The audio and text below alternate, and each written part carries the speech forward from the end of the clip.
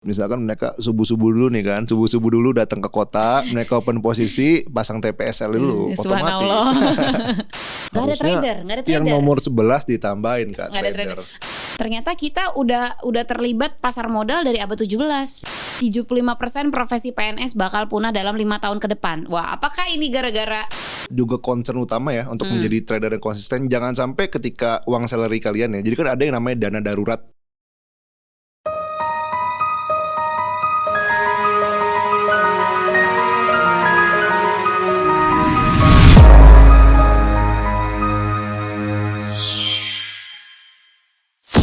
Threadpreneur, balik lagi di Potret Podcast Traders. Kali ini Potret dipersembahkan oleh CAT Starter Program, sebuah program yang bisa membuat pemula siap trading mandiri dalam 5 hari. So 3, 2, 1, ayo kita cuan.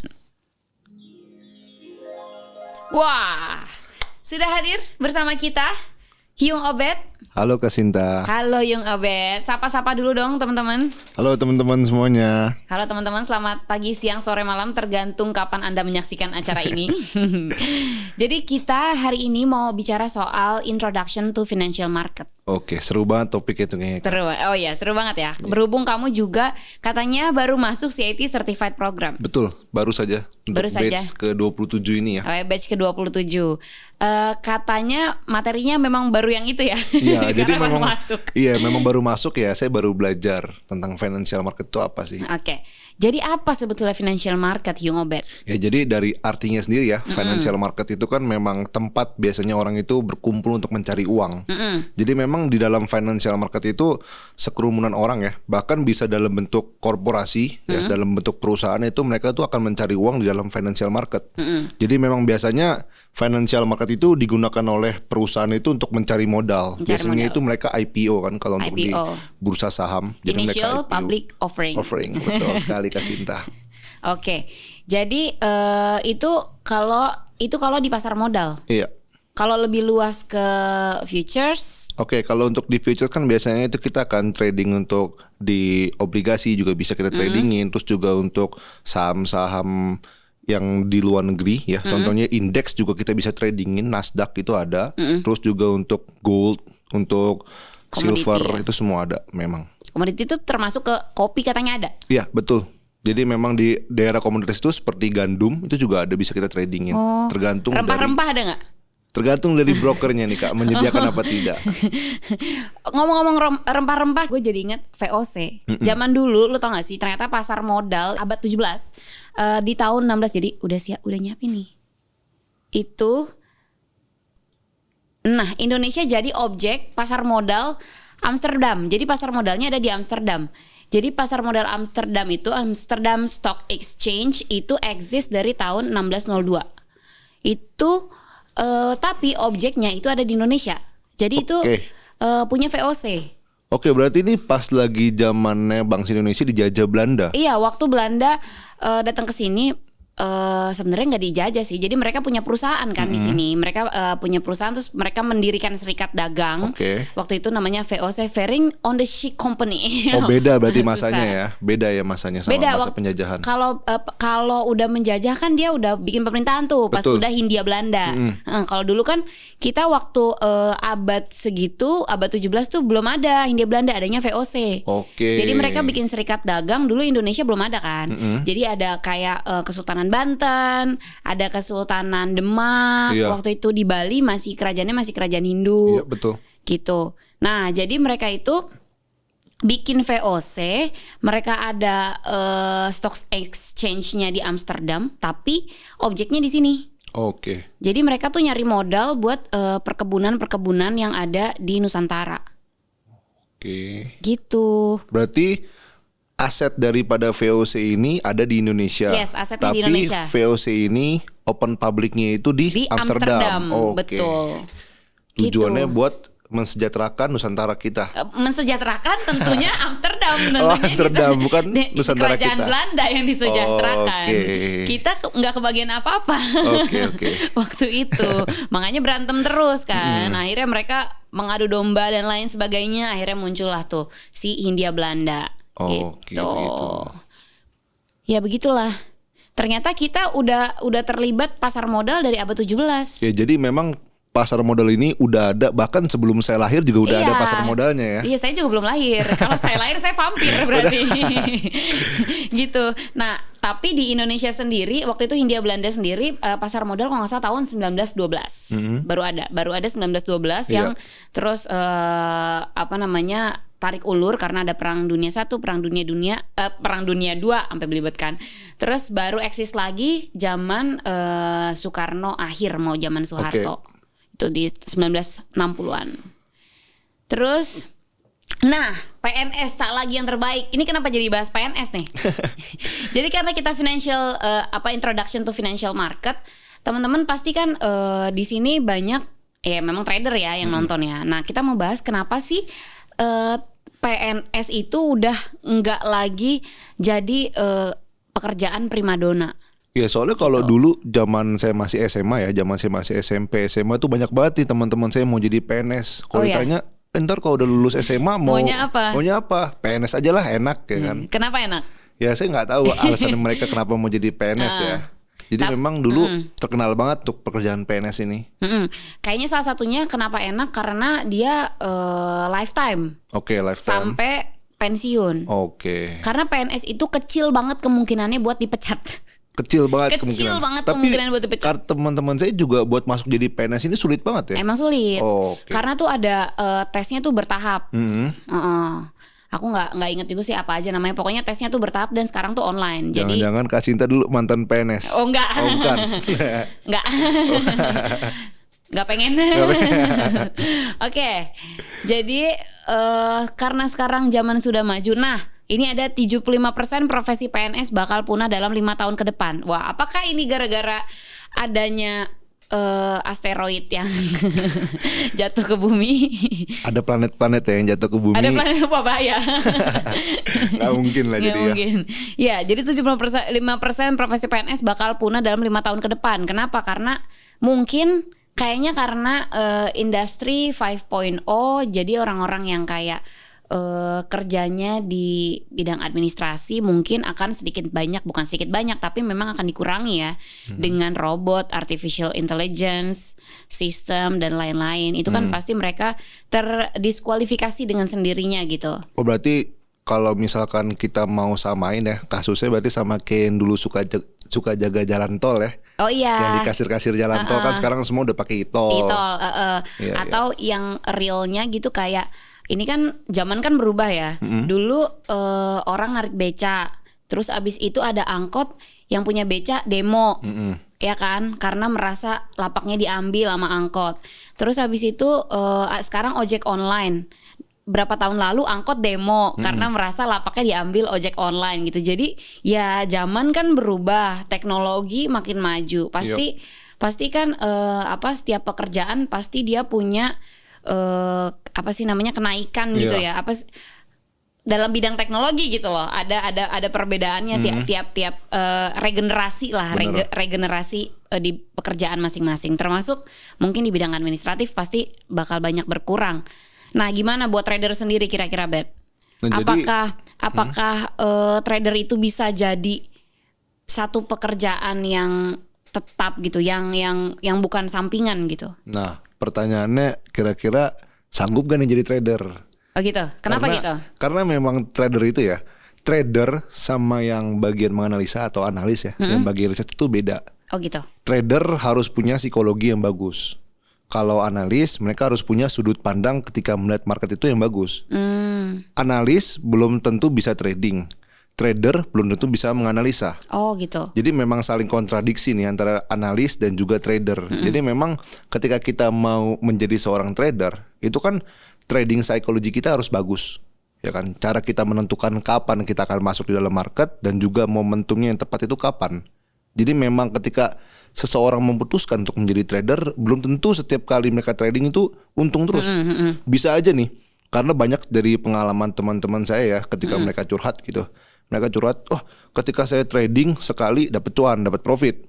Tapi ketika kedua kali mereka tes dan juga trading psikologinya buruk ya, money managementnya apalagi nggak ada, itu ancur-ancuran. Jadi pertama kali profit, Kedua kalinya bukannya Hancur. profit, modal sama profitnya hilang semua. Kalau gitu yang pertama kali berarti apa? Beginner luck. Iya, beginner luck bisa. Jadi memang kita di dalam trading itu juga ada unsur hokinya juga ya, ada unsur lucknya juga. Jadi memang ketika kita analisa nih, kadang mungkin teman-teman yang di rumah sering banget nih ketika analisa coba bullish trend gitu. Tapi pas mereka open posisi sell gitu, bisa aja dapet cuan kalau memang lagi ada lucknya. Kalau memang momentumnya tepat kan. Karena kan ketika market bullish juga nggak akan selalu naik terus kan. Akan ada riak-riak Iya, kecilnya. Gitu. Jadi itulah yang disebut sebagai unsur lucknya. Unsur lucknya. Tuh, nah balik lagi, gimana caranya supaya kalau misalnya mau jadi profesi yang kita jalani, yang profesi utama gitu loh, itu berarti harus konsisten dong. Konsisten, betul. Konsisten tradingnya, konsisten profitnya. Gimana sih kalau buat pemula tuh susah banget nggak sih buat belajar supaya konsisten? Nah tentunya kalau mau profit konsisten ya, apalagi di market, berarti kan sama halnya ketika seorang trader mau jadiin profesi trader ini sebagai pekerjaan tetap ya kan. Nah itu yang pertama konsisten, itu yang paling pertama kali harus dibenahi itu trading psikologinya. Jadi trading psikologi itu mungkin akan masuk dalam penyangkutan itu di dalam money management ya, money management yang terus diatur, dan juga penempatan momentumnya itu juga harus diatur tuh Kak. Jadi nggak bisa ketika mereka mau jadikan trader ya, jadikan trading itu sebagai pekerjaan tetap, mereka nggak bisa itu mereka tiap hari keluar masuk market. Karena memang ketika seorang trader memutuskan untuk tiap hari keluar masuk market, itu chance untuk mereka berhasil atau chance untuk mereka mendapatkan kerugian itu lebih besar dibandingkan mereka trading menggunakan momentum tertentu. Oh, pantas kalau kata Pak Gema tuh bilang trading itu kalau gold setahun cuma berapa kali gitu. Kayak gitu. Karena memang kalau di Astronaci itu sendiri, khususnya di CAT program itu kita juga belajar tentang astrologi ya. Jadi memang ada siklus-siklus daripada planetary cycle-nya itu yang membantu pergerakan harga gold itu mudah diprediksi. Oh, Nah kalau lihat market gold sekarang kan pergerakannya ranging gitu aja. Pergerakannya juga ntar naik ntar turun. Jadi kan nggak jelas. Malah ujung-ujungnya kenain stop loss doang. Jadinya berantakan nih market. Oke. Jadi memang salah satu time juga berpengaruh ya. Betul, berpengaruh sekali. Oke, nah selain di CAT Certified Program, di CAT Starter Program juga ada nih Bet. Itu materi soal astrologi trading, tapi memang untuk yang basicnya. Gitu. Jadi teman-teman yang mau belajar basic astrologi trading bisa masuk ke CAT Starter Program. Nah, nanti akan dilangsungkan bulan Januari. Teman-teman bisa daftar sekarang karena masih ada early bird price. Lumayan diskonnya banyak. Lumayan diskon. Lumayan. Berapa tuh Kak? 28% something, hampir 30% dari 7 juta, tadi 7 juta jadi 5 juta. Duit tuh ya. Duit. Lumayan sisa 2 juta kan? Iya lumayan. Bisa buat trading. Iya bisa buat trading. Iya benar. Nah ini 10 jenis pekerjaan paling dicari selama 2021.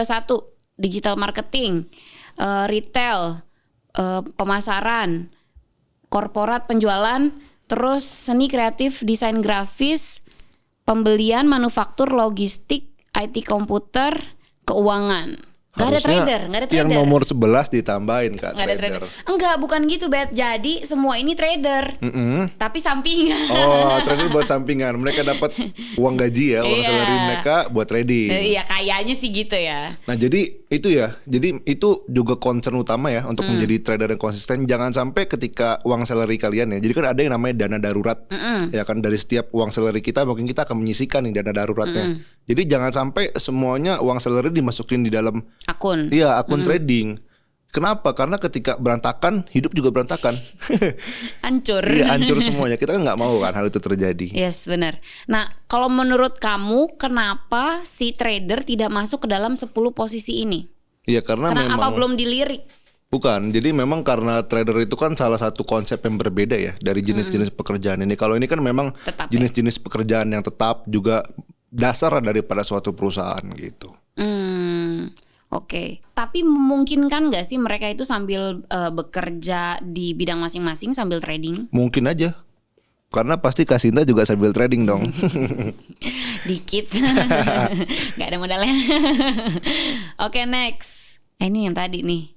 Nah, ini nih lucu sebenarnya, petani milenial. Ini ada Pak Ridwan Kamil di gambarnya nih. Nah, jadi semenjak pandemi kan selain ya kita udah pernah bahas di potret-potret sebelumnya bahwa akun dari trading, akun investor itu naik beberapa persen banyak lah selama pandemi kan, karena hype banget.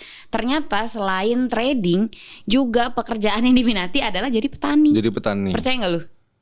Kurang sih Kak, saya juga belum terlalu dengar nih beritanya. Jadi teman-teman gue banyak bet. Jadi tuh lagi pandemi, yang bisnisnya akhirnya harus postpone dulu. Terus yang kerja di kantoran ada yang harus dipecat dan segala macam.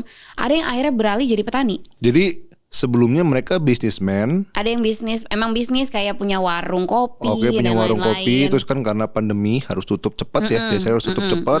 Jadi mereka jadi petani. Oke, kenapa tuh? Karena nggak tahu.